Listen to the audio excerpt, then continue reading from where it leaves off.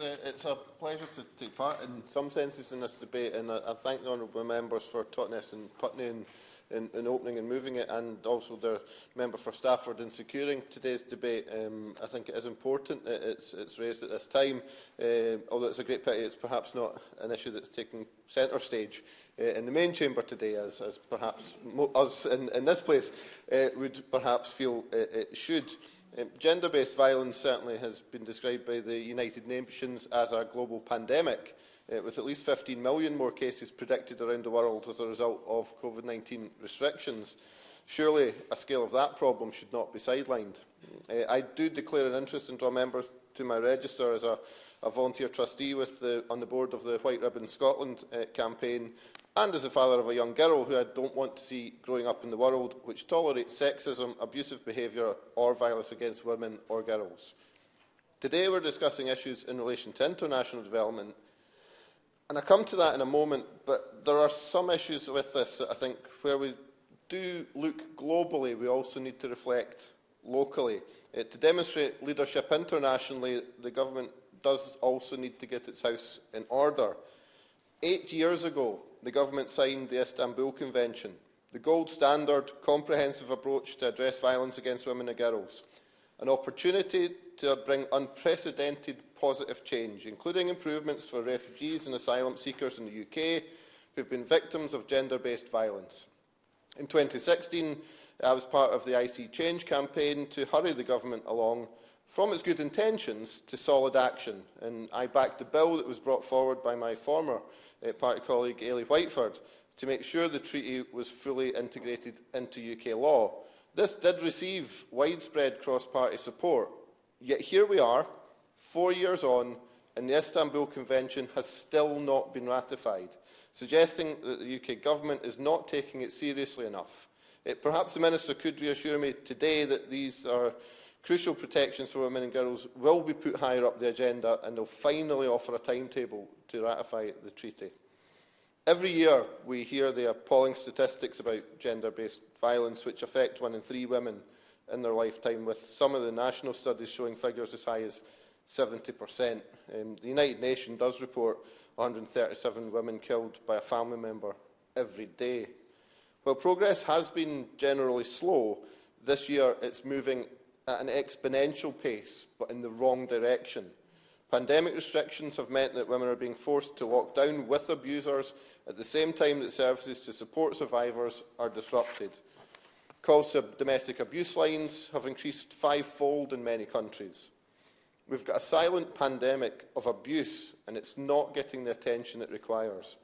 The merging of the Department for International Development with the Foreign Office, to me, sent the wrong signal about how much the government prioritises humanitarian programmes which tackle gender-based violence in the poorest nations. But I would be delighted to be proven wrong on that. Certainly now, at a time of global crisis, the budget should be ring-fenced, not cut.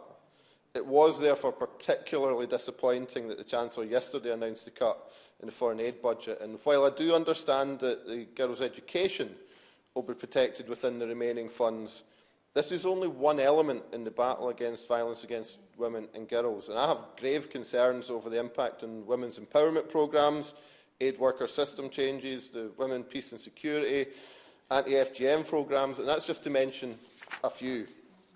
Before the pandemic, violence against women and girls, it was already persistently underfunded, as we've heard from other members. It was given far too low a priority in aid budgets.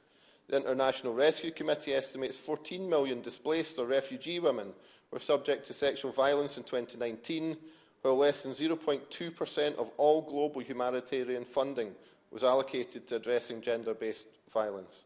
It's shamefully inadequate, and I do urge the FCDO to show leadership and dedicate a fixed or minimum percentage of its budget to fighting this crucial issue for global health, well-being, justice and economic development.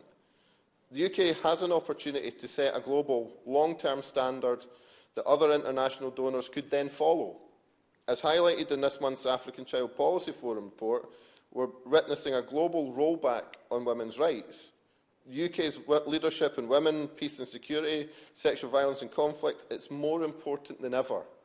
That leadership extends to better strategies to make sure that those are sent from the UK to provide support in crisis do not include the perpetrators of abuse against some of the world's most vulnerable people. Like most, I was absolutely appalled to read reports of sexual abuse and exploitation by alleged aid providers against sufferers of Ebola outbreak in the Democratic Republic of Congo. This comes after the previous scandals involving some senior male staff from a range of organisations, including Oxfam and Save the Children. The momentum for change clearly has not been maintained, and the International Development Committee has had to launch its third piece of work in only 2 years on sexual exploitation and abuse. I urge the government to step up to efforts for meaningful reform. Safeguarding measures are crucial, but with such imbalanced power dynamics, we also need better mechanisms within the communities to make sure victims can come forward. The government could use the full capability of its overseas network to help embed that cultural change, to provide support services to survivors and victims, and to help bring the perpetrators to justice. Rollback of progress is not just a global issue. It's happening here too, under the cover of COVID-19. In my own constituency, Women's Aid report a 60% rise in referrals, including a rise in demand for their services for high-risk victims where there's a risk to life. Their refuges have been full throughout the crisis and they're urgently seeking more housing. The Scottish Government, in partnership with Scottish local government, is playing its part to assist, and they've removed bureaucracy, set up dedicated funding for services to protect women and girls from gender-based violence, and the world-leading Equally Safe strategy and its vision to eradicate and prevent violence against women and girls published its 3-year update just yesterday. They're also progressing key policy changes such as the Domestic Abuse Scotland Bill. A task force on human rights leadership has been set up that will consider incorporating the UN Convention on the elimination of all forms of discrimination against women into Scots law.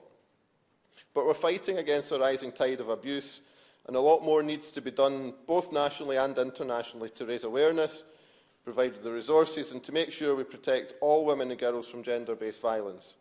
We know it's rooted in a culture of gender inequality, and that needs tackled at its roots. At the moment, not a single country is on track to meet the Sustainable Development Goal and achieve gender equality by 2030. Just 0.1% of the total aid from Organisation of Economic and Cooperation Development is committed to women's organisations. As a permanent member of the UN Security Council and holder of the pen at the UN Women, Peace and Security, the UK is in a rare position to be able to do more.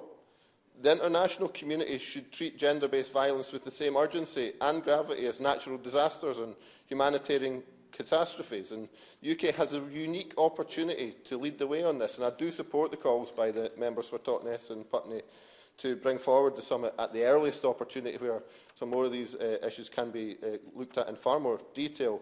I urge the Minister and the Government to grasp the opportunity with both hands that's here in front of them, to make a genuinely transformational change that improves the lives of so many women and girls around